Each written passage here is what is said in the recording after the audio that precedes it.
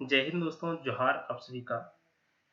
मैं पीके यादव, हमारे YouTube channel जापी maths में आप सभी का स्वागत है। उम्मीद कर रहे हैं कि आप सभी ठीक होंगे और अपनी तैयारी बेहतर ढंग से कर रहे होंगे। 15 तारीख से 15 जनवरी से है जीएसएससी सीजीएल का फॉर्म फिलअप करना स्टार्ट हो गया। देख रहे हैं आप लोग, सारा चीज खुल चुका है। तो बहुत सारे बच्चे लोग को कॉल आ रहा था और व्हाट्सएप पे मैसेज आ रहा था कि सर इसमें क्या क्या भरना है, कैसे कैसे भरना है, साथ ही साथ इसमें पोस्ट प्रिफरेंस क्या डालना है। ये सारे रिगार्डिंग बहुत सारे मैसेज आ रहा था, तो उससे रिगार्डिंग आपको हम कुछ जानकारी दे रहे हैं यहाँ पे।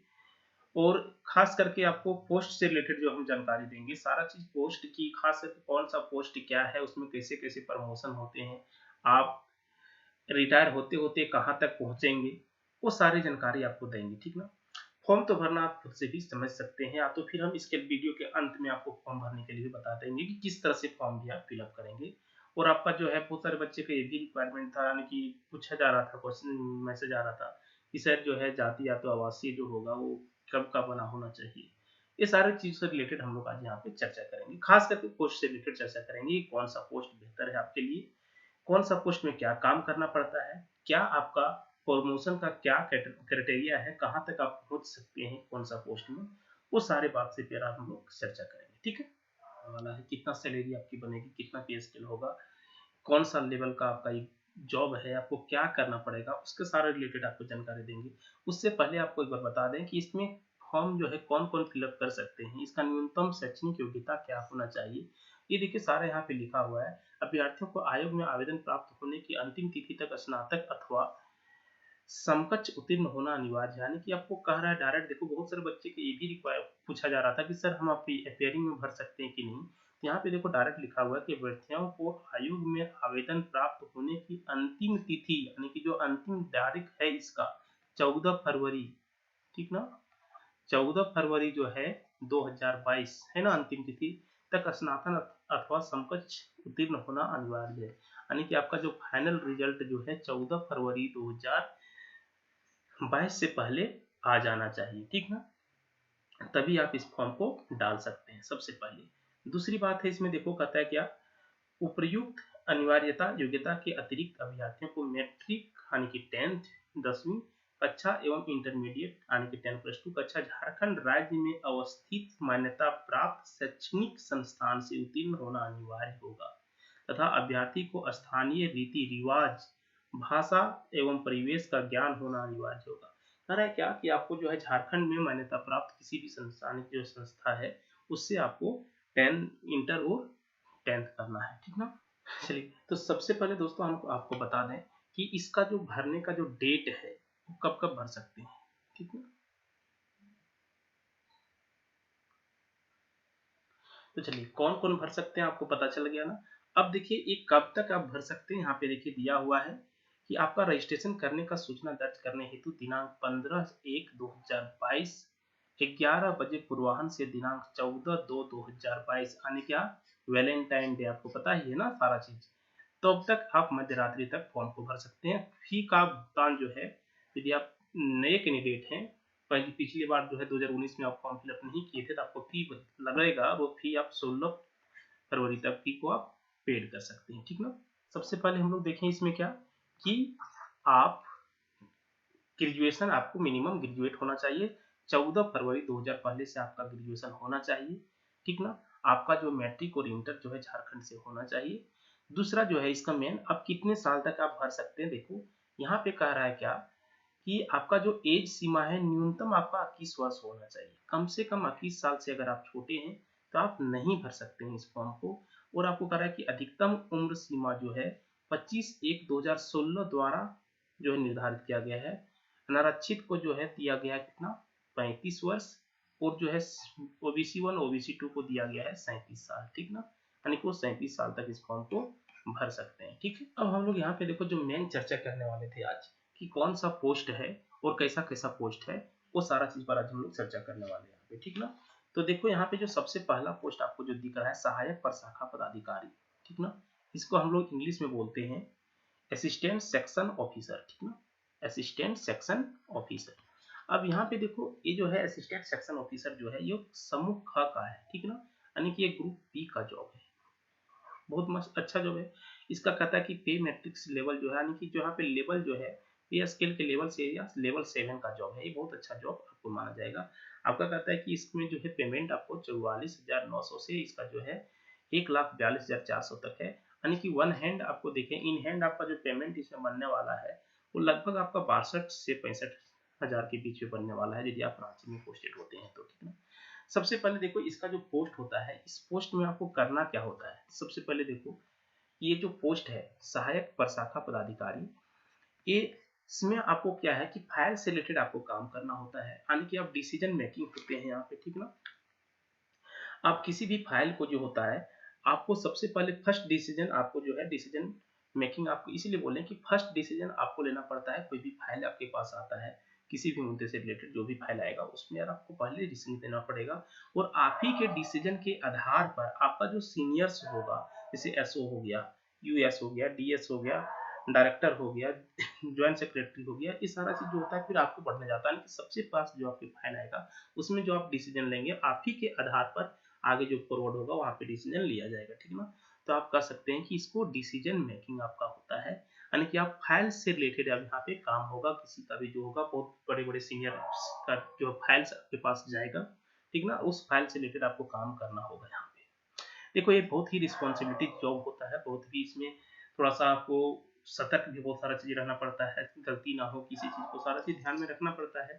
थोड़ा सा बोरिंग भी लगता है शुरू शुरू में कि ये पढ़ के आए आपको फाइल मिल गया, लेकिन जॉब मस्त है, स्टेबल रहेंगे आप यहाँ पे, आपको ज़्यादा कुछ दिक्कत नहीं होगा, सारा चीज़ स्टेबिलिटी से रहेंगे। इसमें आप हम बता दें कि इसका जो प्रमोशन होता है वो बहुत ही अच्छा प्रमोशन है। इसके बाद जो है आपका, जैसे यहाँ पे हम बता दें कि ये एसओ के बाद आप जो बनेंगे वो एसओ होगा, ठीक ना।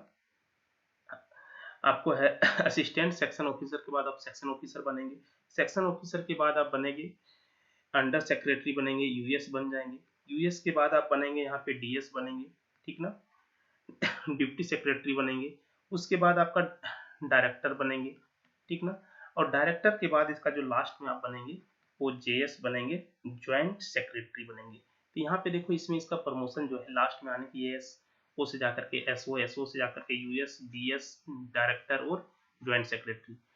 अगर कोई बच्चा, अगर कोई विद्यार्थी कम एज में इस पोस्ट को लेता है और वो ज्यादा सही से अच्छा रहा तो वो लास्ट में जाकर के ज्वाइंट सेक्रेटरी तक भी वो बन सकता है, ठीक ना। तो बहुत ही मस्त पोस्ट होता है ये सारा।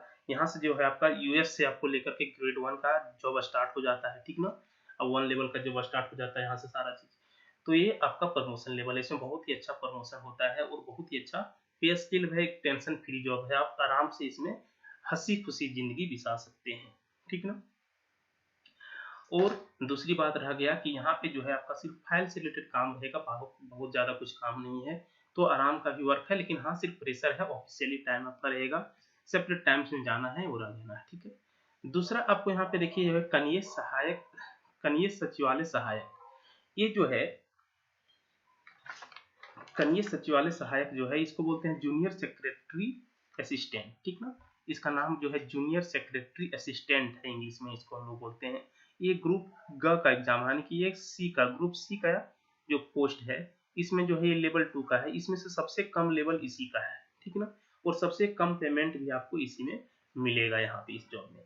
तो आप यदि पोस्ट प्रेफरेंस अगर देते हैं तो फर्स्ट प्रेफरेंस तो आपका ये रहेगा ही रहेगा ना, फर्स्ट प्रेफरेंस आपको यही देना है, ठीक ना, आपके अनुसार से देख लो। अब आपको लास्ट में हम बताएंगे कौन सा कैसे कैसे जॉब है। अगर आपको चाहते हैं कि नहीं कि हमको उतना टेंशन नहीं लेना है, फाइल वगैरह से नहीं लेना है, आपको पब्लिक सेक्टर में ज़्यादा मन लगता है, तो आपको भी बताएंगे कि और भी कोई पोस्ट आप ले सकते हैं, ठीक है। ये जो हो गया इसमें भी आपका क्या है कि फाइल से ही रिलेटेड वर्क होता है, लेकिन बहुत सारा चीज नहीं होता है, आपको फाइल को सिलेक्ट करना होता है, कलेक्ट करना होता है, इसमें आपको ज़्यादा टेंशन नहीं है, बहुत सारा जो है इसमें आप क्या कर सकते हैं उसको सिलेक्टेड रूटिंग टाइम आपको मिलेगा, आपको रूटिंग टाइम के अनुसार से आपको काम करना है, ज़्यादा इसमें कुछ करना नहीं है। इसमें भी जो है प्रमोशन से रिलेटेड, तो आपको देखो इसमें से प्रमोशन होंगे तो एसएससी बनेंगे आप, ठीक ना, एसएससी के बाद आपको बनेंगे फिर से एएसओ, यानी कि देखो ये यहाँ से यदि आप इस पोस्ट को लेते हैं तो डायरेक्ट आप एएसओ बनते हैं, ठीक ना, लेकिन यहाँ पे क्या होगा कि इसके बाद देखो 2 प्रमोशन के बाद आप एएसओ जाते हैं, ठीक ना, यानी कि आप सबसे पहले ज्वाइन करते हैं किसमें, आप ज्वाइन करते हैं जेएसए में, जूनियर सेक्रेटरी असिस्टेंट में, उसके बाद यहाँ पे सीनियर सेक्रेटरी असिस्टेंट जाएंगे, उसके बाद आप यहाँ पे जाएंगे ASO में, ठीक ना, असिस्टेंट सेक्शन ऑफिसर में, उसके बाद सेक्शन ऑफिसर फिर से आएगा, और यहाँ पे आप लास्ट जाते जाते आप US तक बन सकते हैं। इसका लास्ट अंत है US तक, अंडर सेक्रेटरी तक, ठीक ना। तो अंडर सेक्रेटरी तक आने के देखो इसमें क्या था कि 2 पोस्ट आगे है, इसमें 2 पोस्ट पीछे है, यही है इसमें दो हाथ समझ में आ गया, ठीक ना। आगे जो है ये जो तीसरा पोस्ट है, ये पोस्ट उसके लिए है जो पब्लिक सेक्टर में पब्लिक को हैंडलिंग करने में जिसको बहुत मजा आता है, वो प्रखंड से रिलेटेड सवाल है, यानी कि प्रखंड आपूर्ति पदाधिकारी इसका नाम ये है, ठीक ना, ब्लॉक सप्लाई ऑफिसर। यहाँ पे देखो क्या है, ये जो है ये भी ग्रुप बी का एग्जाम्स है, ठीक ना, ग्रुप बी का पोस्ट ये भी है। इसका जो पे लेवल है, यानी कि जो इसका लेवल 6 का है, सबसे अच्छा तो लेवल ये है, उसके बाद लेवल ये है, ठीक ना। इसका भी आपको यहाँ पे देख लीजिए, इसमें भी आप इन हैंड पेमेंट यदि आप देखना चाहें तो इसका भी आपको इन हैंड पेमेंट जो होगा आपका वही लगभग 50 से 52 हजार के बीच में आपको इन हैंड पेमेंट मिलेगा शुरुआत में, ठीक ना, जो भी है। उसके बाद देखो यहाँ पे आपको क्या है, एडवर्टाइज, यहाँ पे देखो इसके बाद यदि आप यहाँ से, इसमें क्या है कि प्रमोशन का क्या क्राइटेरिया है, तो इसमें आप प्रमोशन यदि करते हैं तो आप बनते हैं ADSO, ठीक ना, और ADSO के बाद आप बनते हैं DSO, ठीक ना, जो कि डायरेक्ट JPSC यदि आप एग्जाम्स देते हैं तो JPSC से डायरेक्ट बनता है DSO, डिस्ट्रिक्ट सप्लाई ऑफिसर, और यहाँ पे असिस्टेंट डिस्ट्रिक्ट सप्लाई ऑफिसर, ठीक ना। तो यहाँ पे जो ज्यादातर काम होता है वो PDS का काम होता है इसमें, ठीक ना, यानी कि पब्लिक डिस्ट्रीब्यूशन सिस्टम, ठीक ना, यानी कि जो खाद्य सामग्री वगैरह जो होता है, जो ब्लॉक वगैरह में जो बढ़ता है उससे ज्यादा काम होता है।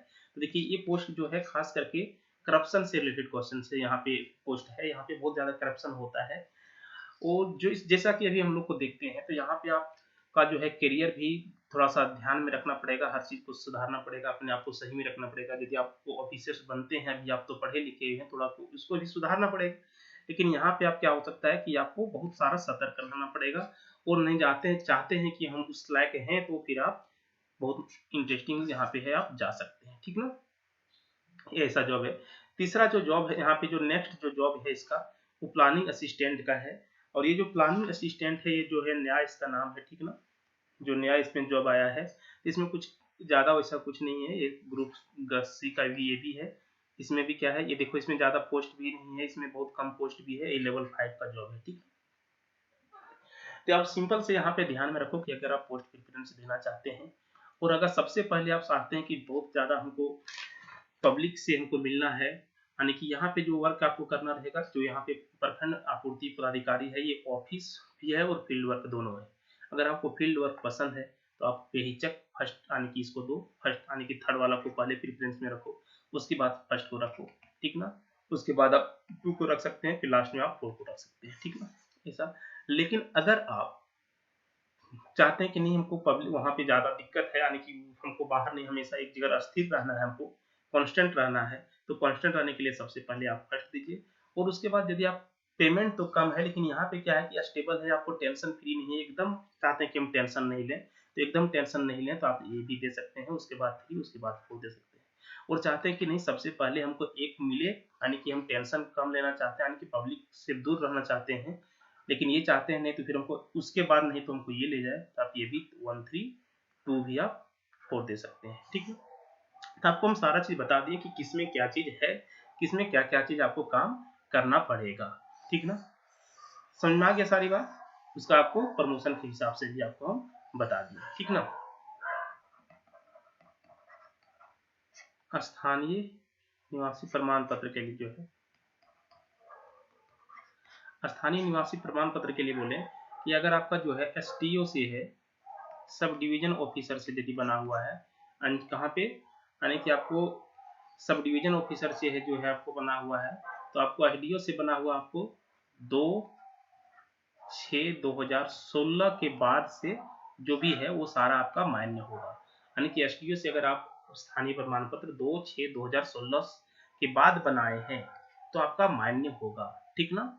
और जो है तो फिर अगर आप CO से बनाते हैं, देखो अंचल अधिकारी को हम लोग CO बोलते हैं, तो अंचल अधिकारी से बनाते हैं तो आपको कहता है क्या कि आपका 19/7/2019 के बाद का बना होना चाहिए, तभी मान्य होगा, स्थानीय निवासी प्रमाण पत्र मान्य होगा, ठीक ना। इसका मात्रक जो होगा ये 1 पर है, ठीक ना, क्लियर है, समझ में आ गया। के पूर्व आने की इसके पूर्व अंचलाधिकारी से निर्गत स्थानीय निवासी प्रमाण पत्र मान्य नहीं होगा। यानी कि इससे अगर पहले आप बनाते हैं, इससे पहले अगर आपका जो है स्थानीय निवासी, लेकिन वो किससे बना हुआ है, अंचल अधिकारी यानी कि सीओ से बना हुआ है, तो वो मान्य नहीं होगा। और इससे पूर्व जो है स्थानीय निवासी प्रमाण पत्र मान्य होगा ही नहीं 2016 से पूर्व। ठीक है, तो आपका ध्यान में रखना है स्थानीय निवासी के लिए कि आपका 2016 के बाद बना हो तो किसका बना हो, एसडीओ का तो मान्य है। और 2000 सीओ से अगर आपका पास है, सीओ से बना हुआ हो तो 2019 जो है 7वां महीना 19/7 जो है 2019 के बाद बना हुआ हो तो ये भी मान्य होगा, टेंशन लेने की कोई बात नहीं है। ठीक है, इतना आपको स्थानीय के लिए था।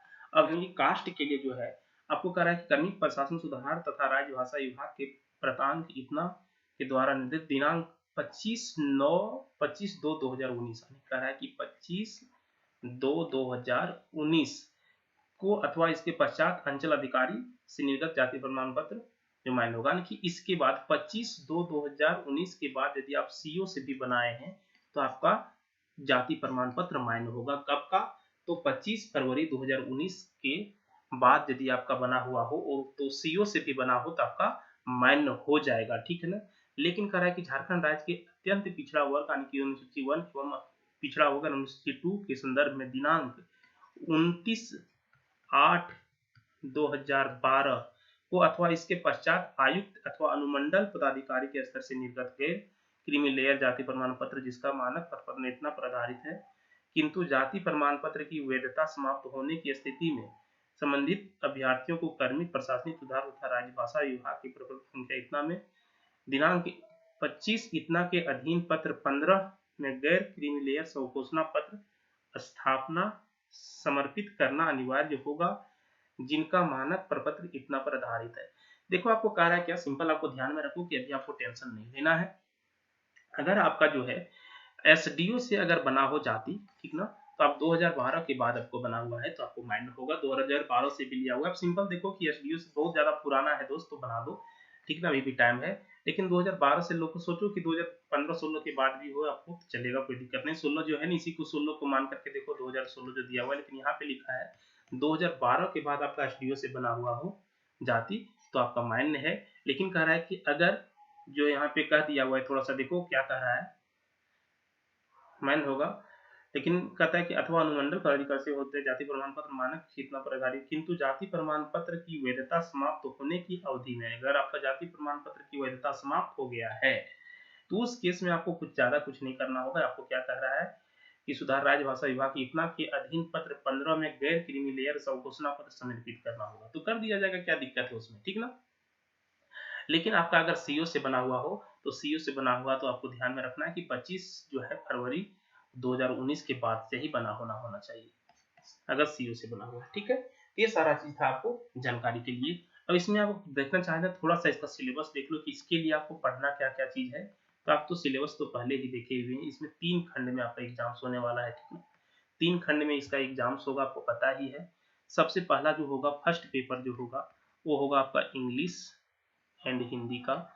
ये होगा 60 क्वेश्चन, 60 क्वेश्चन इसका भी, यानी कि ये दोनों मिला करके 120 क्वेश्चन होगा, ठीक ना।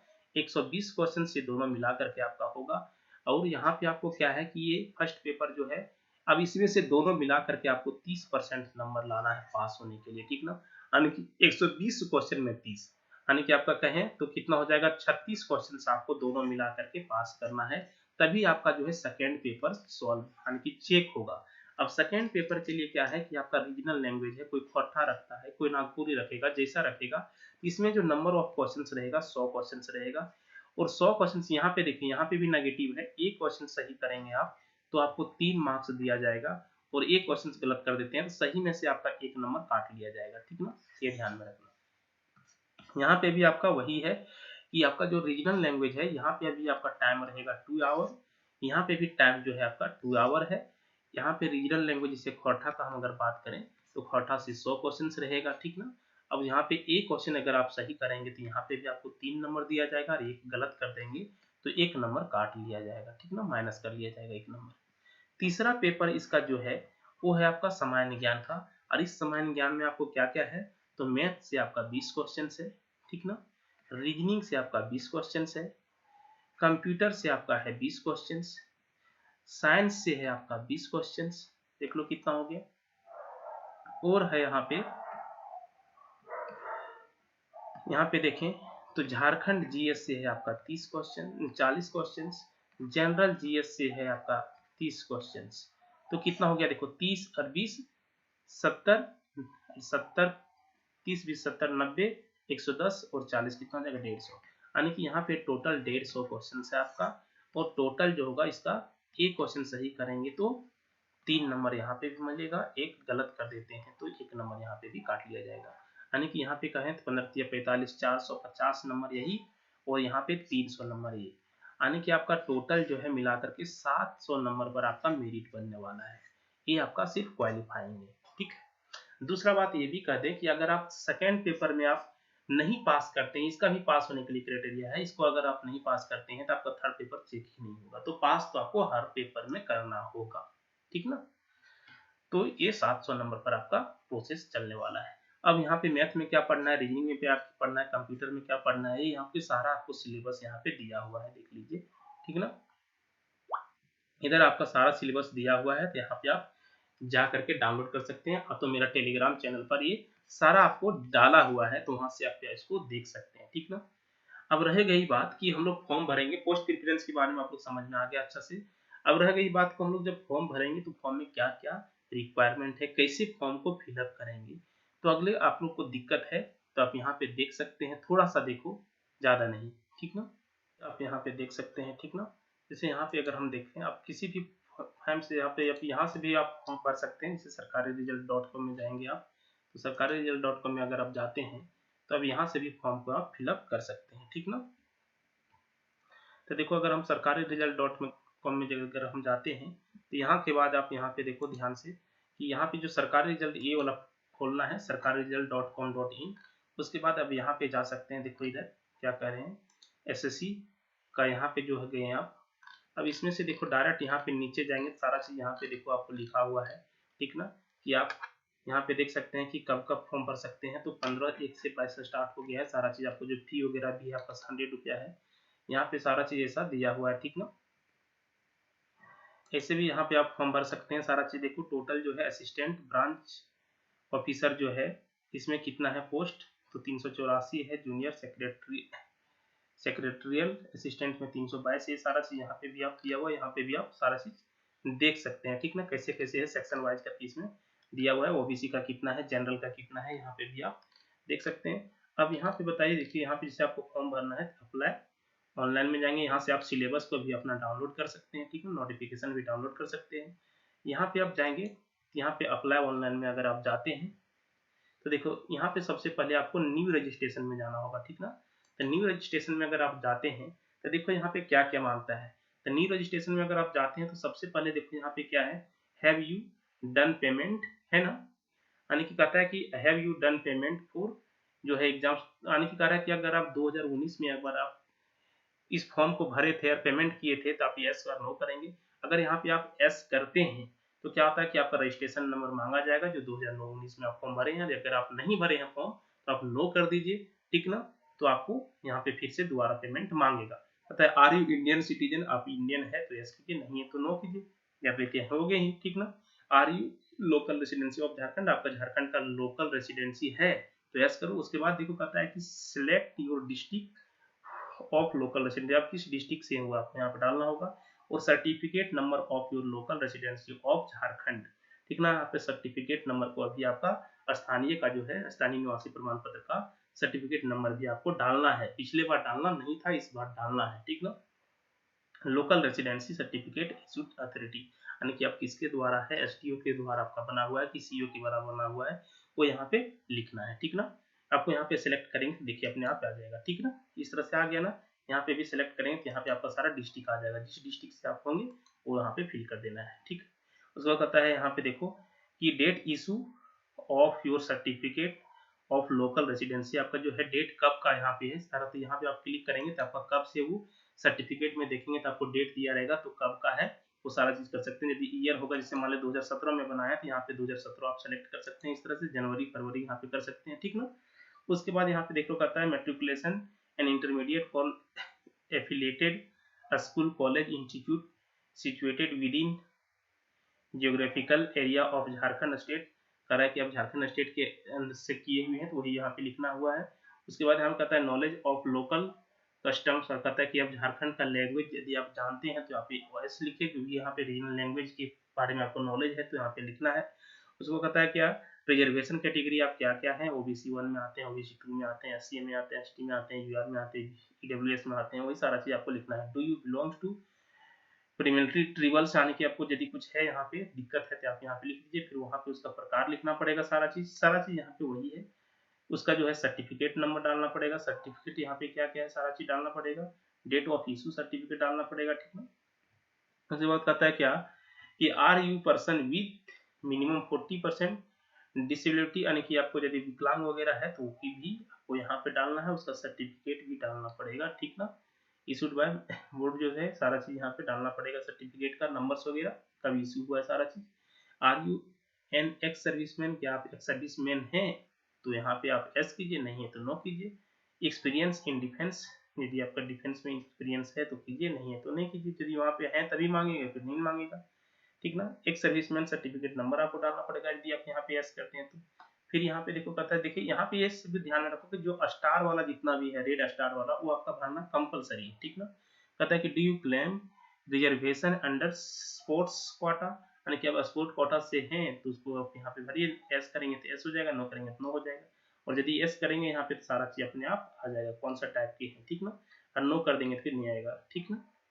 उसका आता है name of the application, application का जो नाम है, नेम ऑफ द एप्लीकेशन आपको करना है।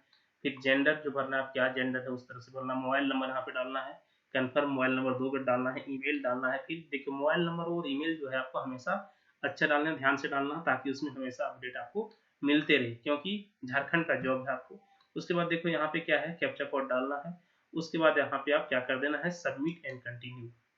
देखो जैसे आप सबमिट एंड कंटिन्यू करेंगे तो आपका सारा चीज आपको खुल के आ जाएगा। तो यहाँ पे जैसे हम कुछ भरे हुए नहीं इसलिए यहाँ पे नहीं आया। उसके बाद आप इसके जस्ट बाद आप जाएंगे ना, तब आपको पोस्ट प्रेफरेंस वगैरह आपको अंतिम में मांगा जाएगा, ठीक ना। तो पोस्ट प्रेफरेंस आप कैसे डालेंगे आपको पता चल गया, नाम वगैरह जो होगा। उसके बाद आपको सिंपल जो है नाम वगैरह होगा, एड्रेस वगैरह होगा, ये सारा चीज आपको भरना होगा। तो वहां पे आप भर सकते हैं, ठीक ना। और पोस्ट प्रेफरेंस आप जैसे आप समझें उस आधार से आप पोस्ट प्रेफरेंस दे सकते हैं, ठीक है। तो अगर इस वीडियो में आप लोग को दिक्कत हो, अगर फॉर्म भरने में कहीं पे परेशानी आता हो तो आप लोग कमेंट सेक्शन में बताइएगा। उसके लिए आपको नहीं हुआ तो डिटेल से वीडियो जो होगा फॉर्म फिलअप करके जो है एक एक लाइन को आप लोग को बताएंगे, क्योंकि अभी मेरा यहाँ पे फॉर्म फिलअप करेंगे तो बहुत सारा लॉन्ग हो जाएगा। तो फिर यहाँ पे भी हमको देखना पड़ेगा सारा चीज, कुछ ना कुछ आपको रियल डाटा डाल करके भी आना होगा, तब हम नेक्स्ट स्टेप पे जा सकते हैं। तो अगर कहीं दिक्कत आता हो तो आप लोग जरूर बताइएगा कि क्या करना है, कमेंट कर सकते हैं, मैसेज कर सकते हैं, चलिए ठीक है।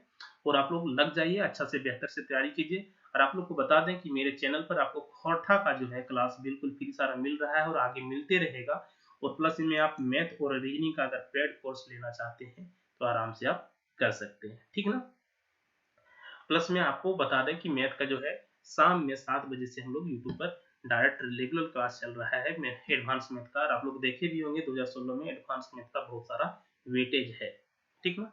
चलिए ठीक है, फिर आप लोग को धन्यवाद।